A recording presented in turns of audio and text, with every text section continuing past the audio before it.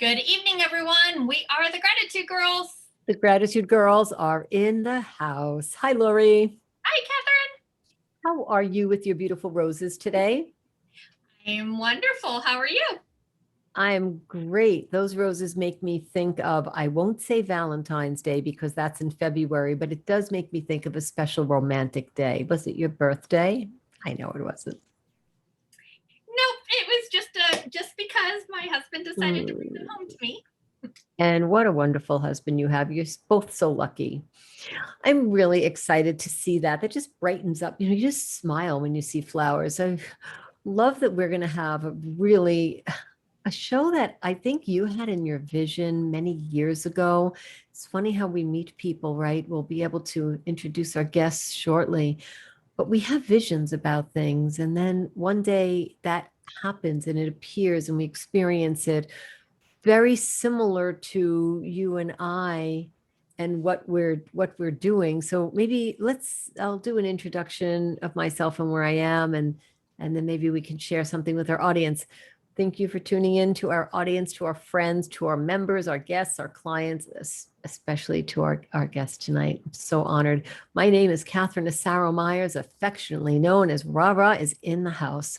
I'm broadcasting to you live tonight from lovely Niagara-on-the-Lake, Ontario, Canada. And I'm here with my romantic partner. Now that may be taken incorrectly, but my partner who is romantic with her husband, who's Lori's trying to type and talk. Oh, Lori Delk-Radzecki, can you tell us where you're at tonight? Yes, I am in a little tiny town called Columbia. It's about an hour south of Nashville, Tennessee. We just became girlfriend because you're my romantic partner now. Never know how it's going to come out in a live show. In a live show, we're going to talk about the romance that we have. We actually do have something to share with you, and it does have to do with a connection. So Lori has a connection with those roses to her husband because he's romantically crazy about her and she is about him. But before they met, Lori and I had our moment, and we had this awesome moment together in 2013. And if Lori, you are available to start that story. Okay, awesome. Lori's going to tell you a little bit about the thing that we have going on and why we're here tonight. Yes, so Catherine and I both actually met on stage in front of thousands of people back in 2013. So Catherine and I are both in a direct sales company called Send Out Cards. And in our company, at our international conventions each year, they have a theme for the year, and then they have an award winner for that theme at the convention. So back in 2013, our CEO got up on stage, and he always gets up there and he kind of teases the crowd, and he starts saying different accolades and accreditations of the person that he's going to announce. And then he finally gets to, he'll start saying he or she or whatever, and then he'll get all the way at the end, and then he'll finally say their name. So I'm your techie geeky type person, so I'm always in the crowd with my camera and my videotaping and taking lots of pictures. And so he announces Catherine, so I've got all the shots so I can send her cool cards afterwards congratulating her. And then he said that year, for the first time ever, that there was a tie. And so these people are recommended or voted on by their peers. So not by the company, but by all the distributors and customers in the company. And so he said that there was a tie that year. So then he started talking about all the different things about the other person. And I kept thinking, I'm one of the oldest, as far as longest standing distributors in the company. And I thought, maybe it's this person, maybe it's this person, maybe it's this person. And I had it narrowed down to like 2 or 3. And then he was like, then he announced my name, and I was totally not expecting that. So anyways, I went up on stage. And so Catherine and I actually are cross-lined to each other in that company, if you know what that means. And so we met on stage in front of thousands of people. But Catherine and I both know that stuff doesn't happen just for a reason. There's no coincidences. There's a reason for everything, and there's a purpose. And we had to figure out what that purpose was, right? And literally, like within 2 minutes tops, we knew that Gratitude Girls was born. The theme for that year was gratitude. We're both girls. So that Gratitude Girls was born. And we didn't know at the time what we were going to do with it yet. But here we are, 9 years later, been having shows every single month for 9 years. And we have a coaching company as well that we've been doing for almost 2 years now. So yeah, follow your intuition, right? It's amazing. Yes. Thank you for sharing that story. I remember, Lori, my knees were shaking. I remember I wrote in my I am statements that I was up on stage with Cody Bateman. And when that actually happened, I didn't know it would happen then either. I was really taken back. And then when I heard your name, and you had received so many awards and recognition in our company for giving the most gifts, like where in a company have you heard about someone who gives the most gifts? And I wondered, what would it be like to meet you and receive a gift from you? So to our audience, minutes after I met Lori, we met on stage, the bottom of the steps, we held hands, we knew something was happening. It was that, connection, love at first sight, as you would say that, a real connection at first sight. But what does Lori do? She gives me a gift. Of course, because Lori is a gift giver, and I am still looking at this gift 9 years later in front of me in what I call my bridge room. And it reminds me every single day of who Lori is and what she stands for, and how honored I am to share that stage and this story with you, Lori, and for us to have this gratitude award and to give birth to this show. And 9 years later, think of all the amazing guests that we've spoken to. And that's really the beauty of gratitude, because we both were in gratitude organically, naturally. And so here we are. And that brings us to our awesome guest, because I know, Lori, that you had a little bit of a thought in your head about Golden Girls. Maybe you can tell that story after I introduce our guest. So I met Dorothy Mazeau networking. And I'm going to tell you a little bit about Dorothy. Dorothy uses taglines like, imagine a house filled with friends. Drawing on more than 20 years of living in shared homes, Dorothy Mazeau founded Golden HomeSharing Connections. And its online database, Golden Girls Canada, in 2019, to help others learn how this way of living can add years to your life and life to your years. Dorothy aspires to smooth the way for empty nesters. You could be 40, you could be 50, and find the ideal homemates and create a successful home sharing experience. She's only just begun to make her best impact. A long-time community advocate, former architect, and practicing realtor, Dorothy has blended all of her skills and her talents to create an encore business for herself in a way that makes a profound difference for all. Dorothy Mazeau, welcome to Gratitude Girls. It's such a pleasure to see you and to have met you in person. I'm so honored. Welcome. Thank you. Thank you, Rara. It's great to be here. I really appreciate this. Yeah, and it's nice to meet you, Lori, finally. Us almost face to face virtually. Dorothy, we met networking, and at the time that we met, networking, is online, and we met in a room. Let's talk a little bit about that for our audience, because it's amazing how we met, and you really become part of this idea that Lori had on her mind. So we were in a networking group, we were in a room, and you started to talk about what you do, and it just really caught my attention. I thought, Golden Girls, Gratitude Girls, I felt like it was a match. How did you feel? Well, certainly, I think everything involves gratitude. I mean, there's no question.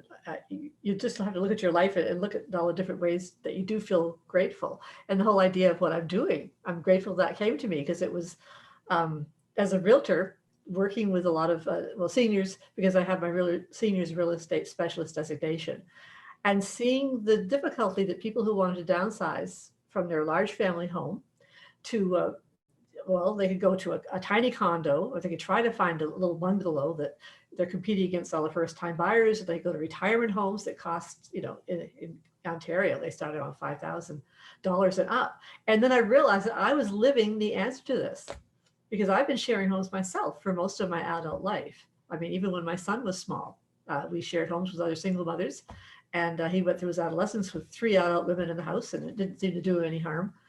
And right. And so when we met, how did you feel about that, meeting online and having an opportunity to, grab people's attention for what, 5 minutes, 4 minutes, 3 minutes? That whole networking, setup is that we have minutes to talk to each other. How does it feel for you when you're able to go into a room and then have 2 or 3 minutes to discuss who you are? Oh, well, it's great, because anything that one can do to get the message out as to what it is you're about, and you hear what other people are about too. And I do like it when you have the breakout rooms and there are smaller groups of people. We have one right now. This is our breakout room. Like this, sure. Yeah, Yeah, it's much better than if you have like 25 people on the screen and you get your 1 minute. That's very different from when you go into a breakout room and you have, Right, right. And so I was reading about that this is the beginning of your journey, but yet you have been living with this concept. So can you share a little bit about why you enjoy living in shared homes? Is there something about it? So I share my home with my husband. I live in a shared home. I don't live by myself. There are pluses and pluses to that. And then there are times that I have lived alone. Not really. I lived with my daughter and a housekeeper. So I have not lived alone. I have always shared a home, actually, now that I think about it. So I don't know what it's like to live alone, but can you, maybe for a very short period of time, so can you share what attracted you to sharing homes?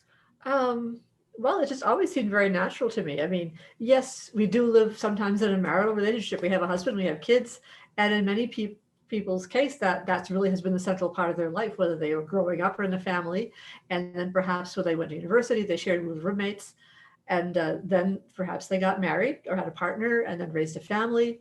And then they're coming in the other end of their life when the kids are growing up and leaving home. And really 1/3 of baby boomers will probably be aging without a spouse for one reason or another, without a partner. So they'll be on their own. So the whole idea of, I haven't lived by myself for, again, very short periods of time, I think similar to you. Maybe there's been a couple of months here or there. And it's okay, but loneliness is a huge almost an epidemic here. Like 28% of people in Canada, and I think in the States too, actually do live alone. So let's talk. Yeah, it's a huge number of people that live by themselves. So let's talk about the loneliness aspect. Sorry, Dorothy, you said something and I just want to highlight that. And I didn't mean to interrupt you. Loneliness. Some people who are watching tonight, maybe they don't know what that means. They're in a house full of people. They have in-laws and cousins and relatives. But let's talk about, what is that? Some people have no clue what that means. So loneliness is when you live alone and you're lonely, or is lonely a state of mind? You can be lonely in the middle of a group of people. Absolutely. It's a question of connecting with people. And that's why a good homemate, whether you're married to them or whether you're just friends sharing a home, it's a compatibility. It's that you have to have a similar enough lifestyle. It's someone that you like and you respect, and you're compatible enough in your lifestyle so that you're comfortable living together. Somebody you can come home to at the end of the day, just roll your eyes and say, oh, you won't believe the day I had today. Or you won't believe what happened. Whatever it is, someone you connect with. And right. So when you come home at the end of the day, or we've been home, we know we've all been home for a while. Okay. So do you have that, and how did you achieve that? Do you have that when you come home, and how did you achieve that? Well, whenever you're sharing a home with a different situation, there's something I've noticed, and I don't know if I've ever even expressed this, but you see someone and maybe you're sharing a home with them or just barely starting to get to know them as a friend, whatever. And there's a point when you see beyond their physical appearance to who they are inside.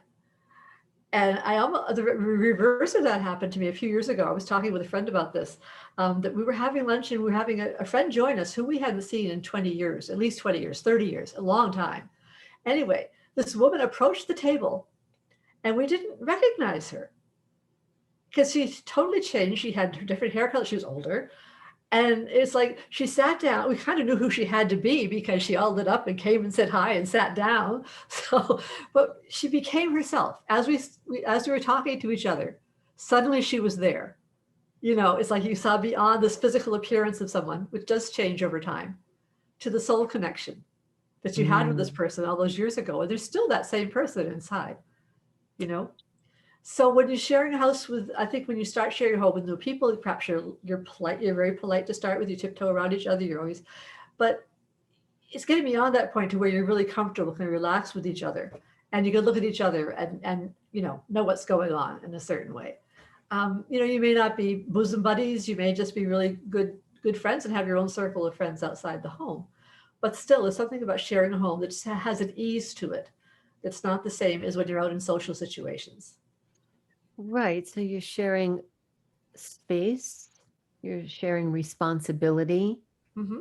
you're sharing, I guess, meals from time to time. Ideally, you share meals. Absolutely. I think meals have been called the community glue. I think that's from co-housing, which I was also very involved with for quite a long time. It's the community glue, breaking bread together, sharing a glass of wine, you know. It's just a very natural thing to do. So, Dorothy, do you look for house mates that are good cooks? Are you a good cook? Do you look for something? Is there some kind of checklist that you have? Well, in my own experience, I think we've always been people that were kind of involved in the same activities. So a lot of us all knew each other as friends anyway.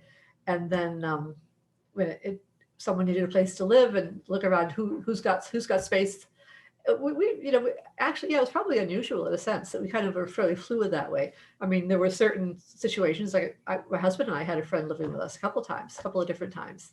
Hmm. And then when we separated, it was very natural for me to move in with another single mother. And it's a different dynamic when you have kids in the house because you have to make sure you're on the same page in terms of childcare and how you raise your kids and stuff. Right. So, Dorothy, just one more question before I know Lori has a question. Is there anything that we should look out for? So, you know, if we're dating, if we're married, if we're raising our children or children are bringing their friends over to the house, we sort of get what those parameters are. If we've never house shared before, is there something that we should look out for that's maybe a red flag? It's very important. Listen, I believe that the same things apply whether you are romantically involved with someone or if you're just meeting them for a friendly relationship. And you do have to be on the same page in a lot of ways, the same kind of temperament or similar temperaments. If you like it quiet at home, you wouldn't want to be sharing a space with someone that likes to party all the time. If someone needs the TV on all the time, you know, or you like it quiet. You have mutual respect, certainly. You have to like them, you have to respect them, and a compatible enough lifestyle. Because you may have friends that you love dearly, but they'd drive you crazy if you tried to live with them. So, and this is a good kind of conversation to have even before you get married. You know, are you a night owl? Do you like to get up early in the morning? And that could work as long as you're respectful of each other's quiet time, if it's a different time of day. You know, do you have a checklist? Do you have a checklist? Like the process? I do, actually, I do. Well, on my website, I do. It's basically, it's a checklist for a home sharing agreement, but it covers all the basics. Well, there's also the How Do I Like to Live questionnaire, which is like 16 questions. They go through everything from, are you home a lot? Do you travel a lot? Do you entertain a lot? Do you like it quiet at home? Do you have lots of people coming over spontaneously, or do you always plan formal interactions? Right. What kind of music do you like? You know, do you like to have pets? And what if someone just doesn't pass the test? Well, you try to find out as best you can before you ever start sharing a home with them. Okay. I mean, all the way along is, okay, first, you know, supposing they do come onto my website and they have a chance to, the questionnaire helps them, guides them through how to go through the checklist, the basic checklist, like smoking, drinking, pets, you know, is there public transportation? Is there good, strong Wi-Fi or internet connection? That kind of thing. Is there parking? You know, but then it's you know, how are you a vegetarian? Are you omnivore? Are you vegan? Can you be in the same place with someone that cooks meat? Or is that going to be a total turnoff for you if you're vegetarian? And then, do you like it quiet? What kind of music do you like? Meals. Do you want to, you can decide if you want to share meals, if you want to keep it totally separate.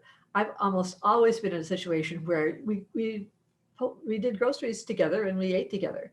I mean, I was sort of, generally speaking, most of the houses I've been in, I've kept tabs on the groceries. People would shop and they'd write down what they spent.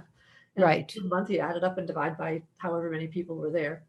But Right. that's on a similar diet. If people have a different diet, then you might get into the one corner of the fridge is yours and one corner is yours. Right. Navigating that. So my Yeah. question, I'll just ask you, sorry, I know, Lori, I'm just really curious about what if. So Uh-huh. what happens if not the part about them going to your website, you, Dorothy, looking Right. to take a roommate if something's just not going to, like this conflict resolution, right? Yeah. How do you tell someone you're not a candidate for me? Do they meet? Like, what is the process? Do we meet? Do we speak to that candidate? Do we get to say, hey, let's try it out. Let's go away for a weekend together. Do I stay in your house overnight? Like, how do we know, Okay. Well, right? the first step, of course, is to have either an email or a phone conversation, or you meet them, you put an ad up, whatever, and they respond. If it's an ad, they might be by email, it might be by phone. And right away, what was it you must have, and what is it you can't possibly live with? And you make sure that you're on the same page with those things to start.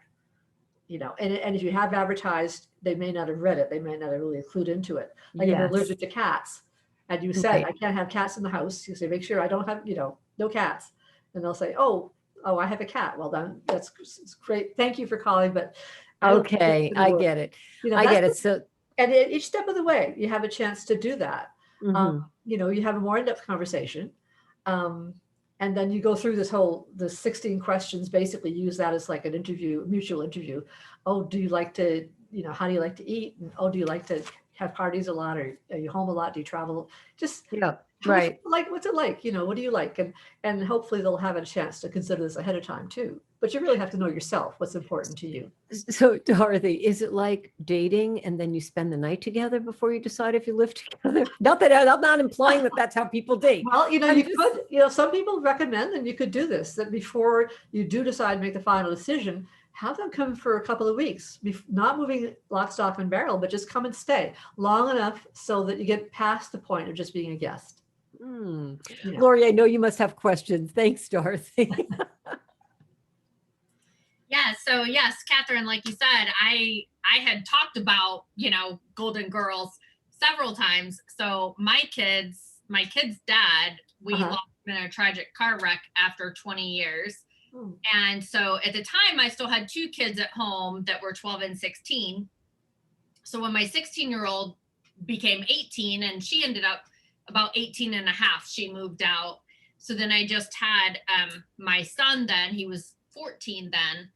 And so I actually had our church secretary needed a place to stay. So she moved in with us. And she's a good friend of mine anyway. And so she moved into my daughter's room. And so that was one, but then as my youngest started getting older and getting ready to date, and I started thinking, these kids are going to be moving out, and I've never lived alone ever. Like I went from my parents' house to my husband's house. And so then when then my youngest got married, so then he moved out. So then I had Cheryl with us, but that's what I had talked about, was just redoing the rooms and making it kind of like a Golden Girls thing, because I was like, I could never live alone. I don't know how to do that. And I didn't plan to ever get remarried. God did all that 8 years later, but so that was interesting. And then I ended up having two of my kids move back home. So which was great because I love my kids anyway. So but as one thing that I always thought was, if one of my kids aren't moving back in with me, even with my husband and I actually talked about it literally like an hour ago before the show too, of we're in the process of renovating our home, but like he, we talk about things because we are getting a little bit older, and he said, well, if I was gone, what are you going to do? And exactly that.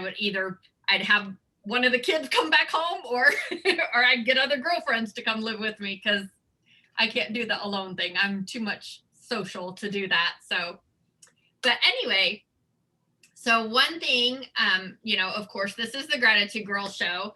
So think of and share with us some story. Everybody has something, of course, that they're grateful for in their life, but and usually there's lots of things, but if you could just share with us one story of something that has happened or whatever that you're grateful and thankful for.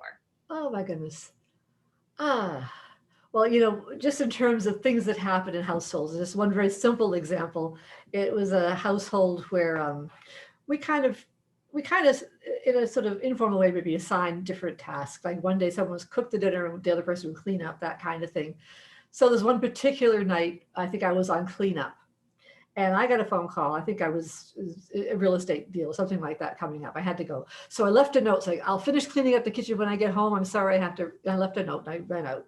I came home, the kitchen was totally clean, and there was a note on the door under my note saying, I'll clean up when I get home, and said, no, you won't. It was signed Zorro with a, and it was just perfect because I knew that it wasn't done out of resentment or anything. It was just done out of fun and just helping each other out. So it's just going the extra step, and then you want to do that for them. And that's certainly a huge piece of it is following the golden rule and just helping each other and appreciating each other. So there's lots of chances to feel grateful for your housemates when you all are looking out for each other. It's nice to have a surprise, right? You Yeah, weren't have a expecting surprise that. like that. Absolutely. Dorothy, Sorry. sorry, go ahead. Another time I know I was living with a house full of mostly singers. There was a group of us that many of them were part of a choir. And I just remember two of them in the kitchen doing the dishes. And I don't know if you remember, there's an oratorio on Man of Sorrows Laden with Grief. I think it might be from the Messiah, I'm not sure. But they were singing this beautiful soprano alto duet that was, "Oh, pan of sorrow laden with grease," because they were doing the dishes together. So that's one of my favorite memories from that household. The things that we're grateful for and how we remember them and how we tell the stories and what great stories they make, right? The life experiences. We will talk a little bit more, and at the end of the show we'll have all of the links where people can reach you, but we just want to take a minute in the show where we want to actually pass the mic over to you and see if you have a question for Lori and I. And please let us know which question you're directing to whom you're speaking to, and then we'll answer you. Okay. Well, I think Lori has already answered the question, which I was going to ask was, have you got experience with living with other people? And I'm certainly interested in hearing what that was like for you when your girlfriend moved in with you. Yeah, it was very good. We had been good friends for about 10 years and in the same church together. So we had a lot of the same philosophies, the same thoughts and things, and so, yeah, so it was really good because it also helped me because my son, like I said, was like 14 at the time when she moved in. And at the time I was traveling a lot with my speaking career. And so I was gone 2 to 3 times a month, which I took my son with me all the time. But it was nice that I had another person there in the household that kind of helped with things, I mean, she wasn't like a mom to my son, but kind of in a way. I mean, she was still there, and helped out with different things. But when I traveled, she helped out with the animals. We had a few animals. I've always had a few. So, but in the same thing, and then looking over the house. But then it was also exactly that. It was nice that, I come home from a long day at work and it's like, and we can talk about different things and, share with each other, just the same thing, just like you do, hopefully with a spouse is also like your best friend and you're talking and sharing. And so that's how it was with her too. So, I mean, everything for me, everything was absolutely great, and so yeah, I was all for, I had several other people live with me too. So my husband teases me when we first met and he was like, and else did you have live with you? So he's like, your front door was like revolving, right? Yeah. So did other situations that perhaps weren't as successful as that one particular friend? Yeah. So in our home, we also had the garage. Several years ago, we had turned into an apartment for my kid's dad, my late husband's grandmother. Mm-hmm. And so we took care of her till she passed away. And then when she passed away, then my father-in-law moved in there, and he had a stroke and a heart attack. And so we took care of him till he actually passed away a year and a month after my late husband did. Mm. So when he moved out, then I had two of the boys from our church moved in. They were both in their early 20s, and they were gonna be going into the Navy in about 6 months. Mm-hmm. So, but they, kind of wanted to move out of mama's house, so I let them move in there. And the kind of trade-off was they gutted the apartment. So my father-in-law smoked a lot. Wow. And so they gutted the apartment for me and did the kills all over all the walls, and redid all the flooring for me in the apartment, and redid some things in the bathroom, different stuff like that. So kind of like in trade for the rent. So, and it also helped me to have basically two other men in the house in my part of the house. Yeah, no, that's terrific. No, it's wonderful to meet people like you who have that experience, because some people get it, and some people say, "Oh, I could never live with a stranger in the house." Well, no, they're not a stranger. By the time you start sharing, you get to know each other. You go through the process. And it sounds like the people that have lived with you are people that you did have some connection with ahead of time, which is fine. That certainly can work. Absolutely. Yeah, what about you, Catherine? I know you've been married a couple times, I guess, but have you lived mostly on your own when you weren't married, or have you had other people sharing a home with you? Thanks for the question. So I have always lived with my husband, whichever husband that was. Okay, so you've never lived with other women in the house? Well, I always had a woman from another country that I sponsored. So when I lived in New York, I sponsored a live-in nanny from Grenada. I sponsored a woman from Jamaica. When I moved to Canada, I sponsored maybe 4 different women from the Philippines.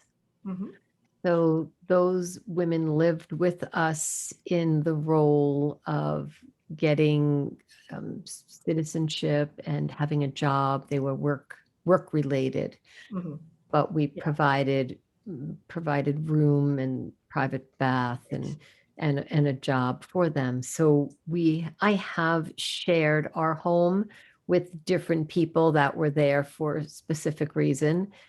And living alone, once I lived alone for maybe a month, but I got married very young, and I had a child, my first and only daughter, at the age of 22. So I have always lived since I'm 22 with my daughter, and then of course what we would call live-in help at that time.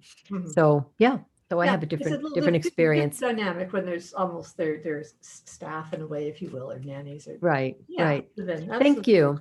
Thank you for that question, Dorothy. It's really interesting to be able to have someone ask you a question and then you get to think about it and answer it, because I don't really think about it as living with someone until right now. Yeah, I guess we did home share, and we always created a space. And you're right, we did create boundaries, but common area as well.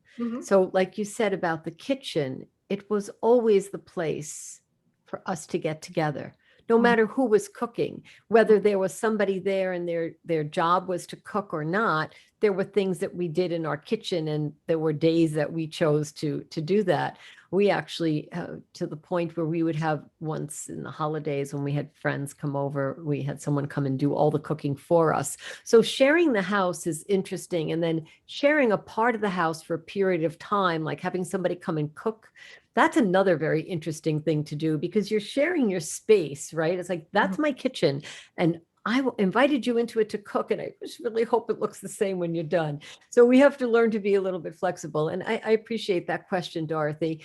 So if you were to give a piece of advice to someone who's looking to home share, I mean, I had contracts and agencies that helped me to do that. And Lori has connection with the people, and she, created strong bonds.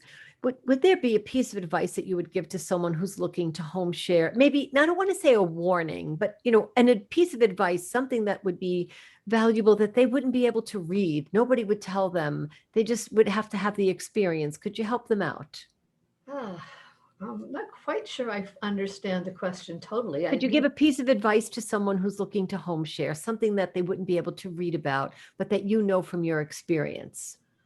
Well, certainly you have to have a sense of humor and be flexible.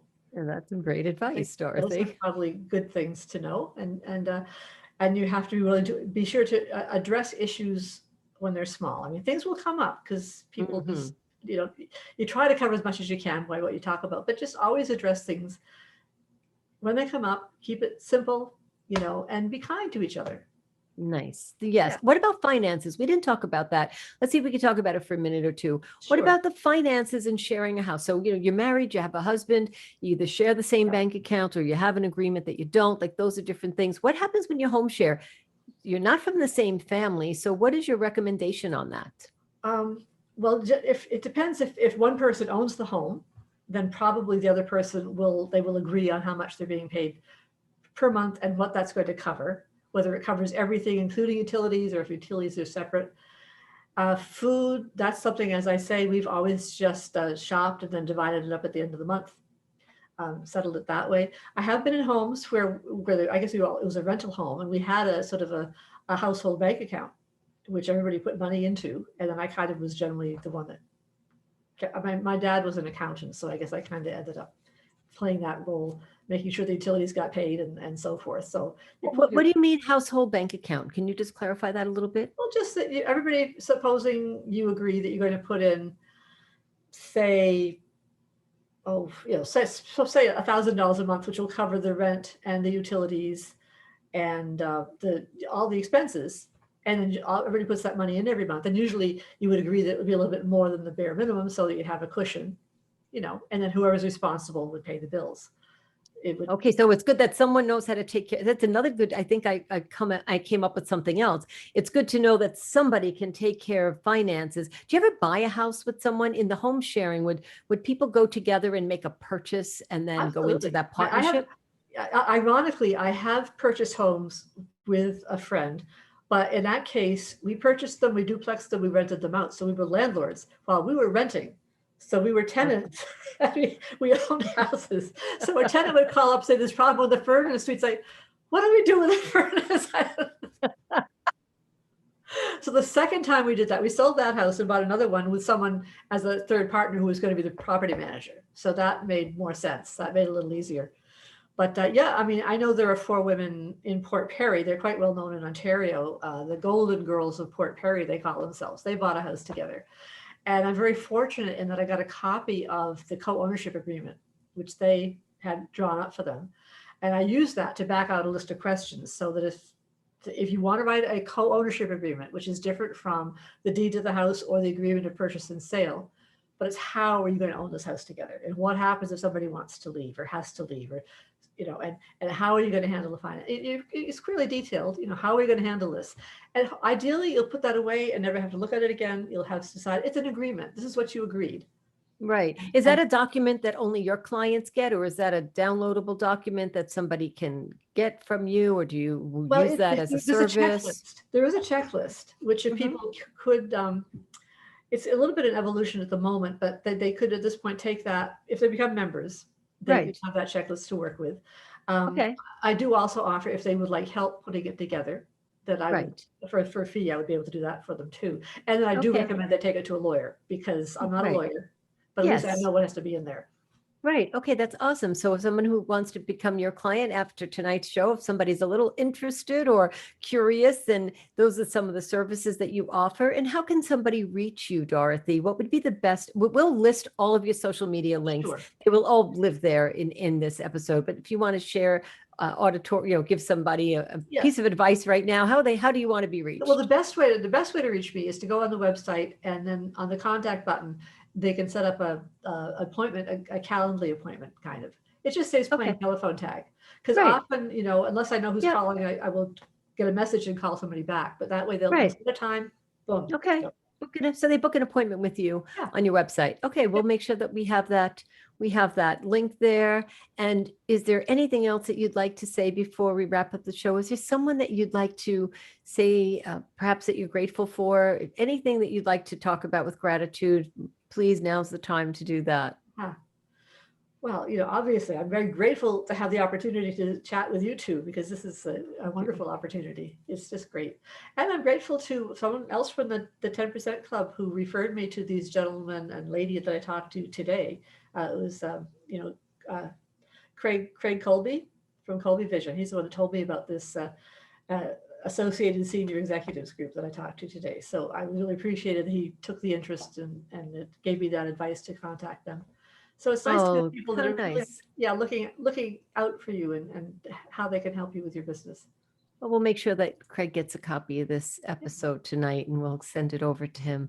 Dorothy, I want to thank you so much for spending time with us. And we had just realized that we've already done that. Now we know we're experienced, Lori. We do know how to share our homes with other people. I hadn't really thought about it. So we're in training, right? So if we have any questions, and we can call you and ask you about that. Absolutely. Dorothy, thank you so much for being here. Hang out with us for a few more minutes, please. Lori, what if some of our audience is looking at Dorothy tonight saying, I want to be her? How do I do that? How do I get to be in that hot spot? You want to share a little bit about what that process is? Yes, absolutely. So if you would like to be our next featured guest on the Gratitude Girls, actually it won't be our next one because we are booking about a year in advance, but go to Facebook.com/Gratitude Girls and hit the message there. Send us your gratitude story as well as your contact information, and we will get back with you to let you know when we could feature you. So we do these every single month, the fourth Tuesday night of every single month, 9:30 Eastern, 8:30 Central, 7:30 Mountain, and 6:30 Pacific. And then also check out some of our other shows too. So go to gratitudegirls.com. You can see lots of the different shows there too, and meet all the amazing people that we've interviewed over the last 9 years. Every single month, we've got lots and lots of shows that you could find out a lot of different people and their stories. Yes, thank you, Lori. I'm very grateful to be here with you again. I'm so glad you brought flowers to the stage. That's so awesome. It's summer. We should do that. That's so inspiring. And Dorothy, thank you again for hanging out with us. So please stay back a little bit. I have one more question for you off camera. And to our audience, thank you for being here tonight. And we'll make sure that this episode gets in the hands of the people that you would like to let them know that you're grateful for them, Dorothy. Thank you so much for being here. Thank you. Thanks, everyone. Good night. Good night. Good night.